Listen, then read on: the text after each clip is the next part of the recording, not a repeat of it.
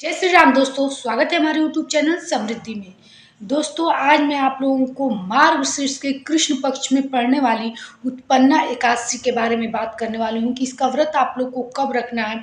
देखिए, काफ़ी तिथियों मुहूर्त के अनुसार तिथियों में लोगों में असमंजस हो जाता है कि किस व्रत को किस दिन रखना है।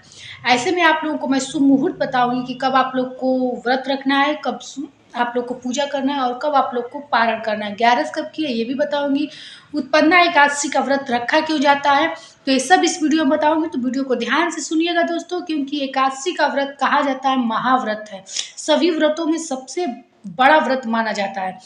जानते हैं दोस्तों, कोई भी व्रत हो, आप लोग अपने पति और पुत्र के लिए रहती होंगी, लेकिन मात्र एकादशी ऐसा व्रत है जो कि आप अपने स्वयं के कल्याण के लिए रहती है। स्वयं के पापों को काटने के लिए एकादशी का व्रत किया जाता है। स्वयं के जीवन को मोक्ष प्राप्ति के लिए किया जाता है एकादशी का व्रत।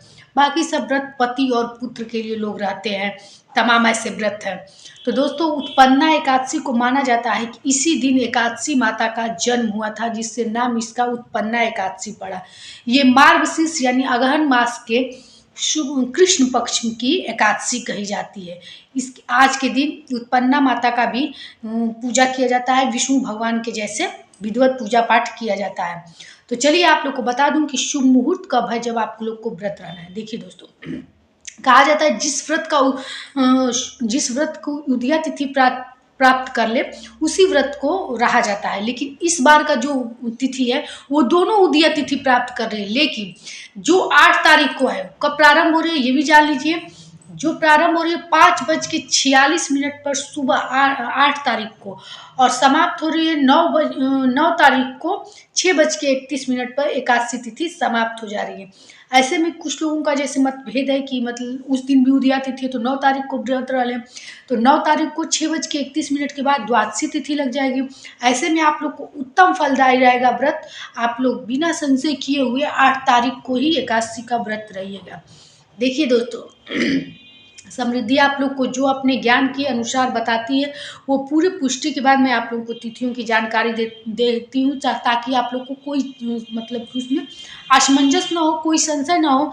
इसलिए आप लोग बेझिझक 8 तारीख को ही व्रत रहिएगा और सुबह 6:31 के बाद आप लोग 9 तारीख को पारण कर सकते हैं। क्योंकि 10 तारीख को, अगर 9 तारीख को आप लोग व्रत रहेंगे तो 7:31 पर द्वादशी तिथि भी समाप्त हो जाएगी। ऐसे में आप लोग को काफ़ी मतलब परेशानी भी होगा और संशय भी रहेगा आपके मन में। पूरा शुभ मुहूर्त और उत्तम तिथि है आप लोग को 8 तारीख को एकादशी का व्रत ही आप लोग रहिए, और 9 तारीख को 6:31 के बाद आप लोग को पारण का शुभ मुहूर्त मिलेगा। अब चलिए आप लोग को संपूर्ण नियम बता दूं कि एकादशी व्रत का नियम क्या होता है। देखिए दोस्तों, एकादशी व्रत 3 दिनों का व्रत होता है और कहा जाता है कि 3 दिन ब्रह्मचर्य का पालन करते हुए इस व्रत को रखना चाहिए, और बहुत ही साफ सुथरा सफाई से, किसी की निंदा शिकायत व्रत में किसी भी व्रत में नहीं करनी चाहिए, जबकि एकादशी पवित्र व्रत है। एक और बात करना चाहूँगी कि यदि आप लोग के घर लड्डू गोपाल शालिग्राम है और आप लोग के घर आप कोई व्रत एकादशी का नहीं रहता है, तब भी आप लोग विधिवत पूजा कीजिए। क्योंकि विष्णु भगवान की यदि आपके घर पे कृपा बन गई तो लक्ष्मी माता की पूजा करने की कोई ज़रूरत नहीं है, कोई आराधना करने की ज़रूरत नहीं है। आपके घर वैसे ही विष्णु प्रिया की स्थापना हो जाएगी, आ जाएंगी। तो ऐसे में आप लोग को सबसे पहले 7 तारीख को सूर्योदय के पूर्व भोजन कर लेना है। उस भोजन में आप लोग को पालक, मसूर, पालक, जितने भी पालक को ऐसे सामान होते हैं जैसे मेथी वगैरह होता है, नहीं खाना चाहिए। मूली नहीं खाना चाहिए, बैगन नहीं खाना चाहिए, मसूर नहीं खाना चाहिए, सरसों का तेल नहीं खाना चाहिए। जैसा कि मैं हमेशा आप लोग को बताती हूँ कि एकादशी व्रत में यदि थोड़ा सा ही देसी घी में लौकी को भून करके तवा पर ही खा लीजिएगा। क्योंकि हमारी ये वीडियो छोटे लोग भी देखते हैं दोस्तों, बड़े लोग भी देखते हैं। तो ऐसे में मैं आप लोग को पूरा किसी चीज़ को ऐसे थोप नहीं सकती हूँ कि इतना करके ही आप लोग कोई मतलब व्रत पूजा कीजिएगा।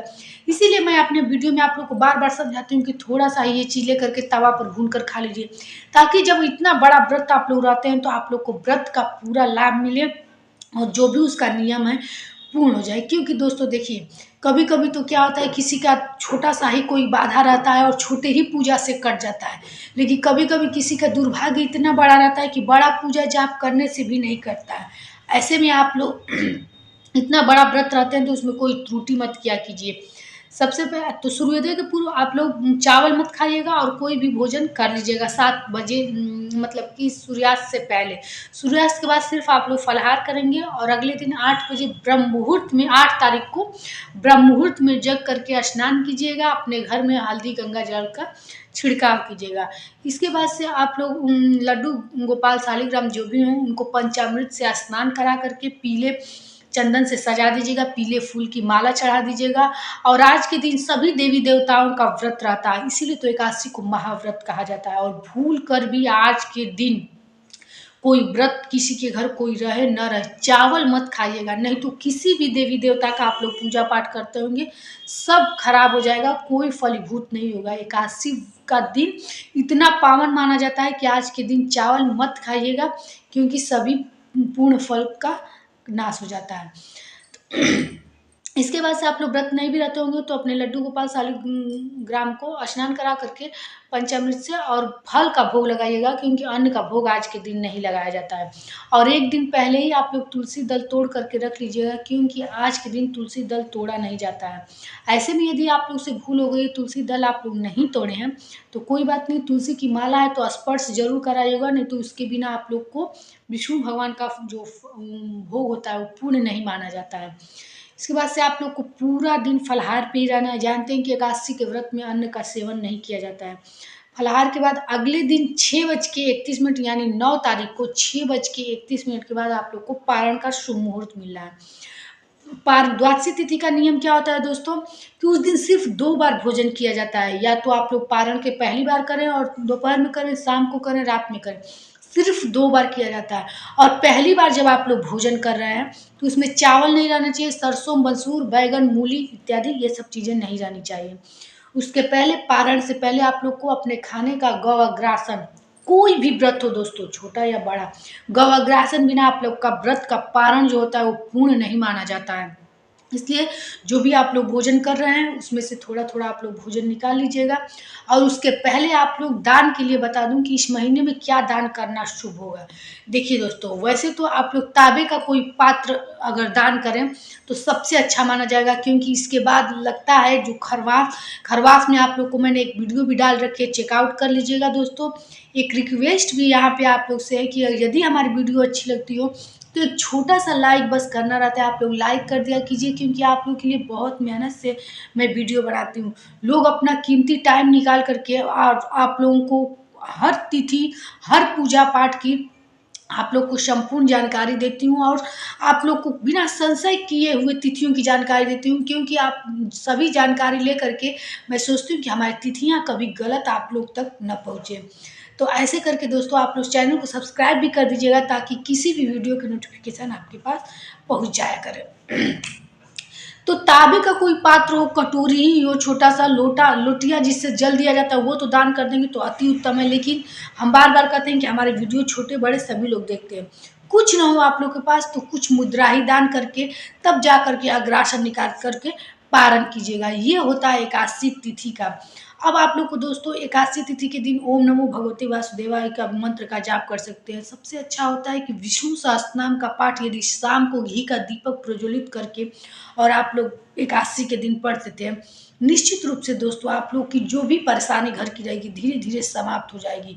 विष्णु सहस्त्र नाम को हमारे शास्त्र में सबसे अग्र स्थान दिया गया है कि इसको पढ़ने वाला जो भी अपनी समस्या लेकर के पढ़ता है निश्चित रूप से समाप्त हो जाता है। और मैंने कई लोगों को अपने आंखों से भी देखा है कि रंक से राजा बन गए हैं दोस्तों। तो विष्णु सहस्त्र नाम का पाठ यदि आप लोग व्रत रहते हो, नहीं भी रहते हो, तो शाम को विष्णु भगवान के आगे दीपक जला करके जरूर पढ़िएगा। हमारी वीडियो कैसी लगी दोस्तों, फिर मिलेंगे एक ऐसी नई वीडियो के साथ। एक लाइक कर दिया जाए कीजिएगा। एक और यहाँ आप लोग से बात करना चाहूँगी, यदि आप लोग की कोई समस्या हो तो कमेंट बॉक्स में लिख करके आप लोग जरूर पूछिए, क्योंकि हम कोशिश करते हैं कि जल्द से जल्द आप लोग की समस्या का समाधान लिख करके समाप्त करें। हम तो मात्र एक जरिया हैं दोस्तों, समाप्त करने वाले तो भगवान है, लेकिन हम अपने ज्ञानवर्धन क्षमता के अनुसार सोचते हैं कि आप लोग की समस्या को जल्द से जल्द खत्म करें। फिर मिलेंगे एक ऐसी नई वीडियो के साथ। जय श्री राम।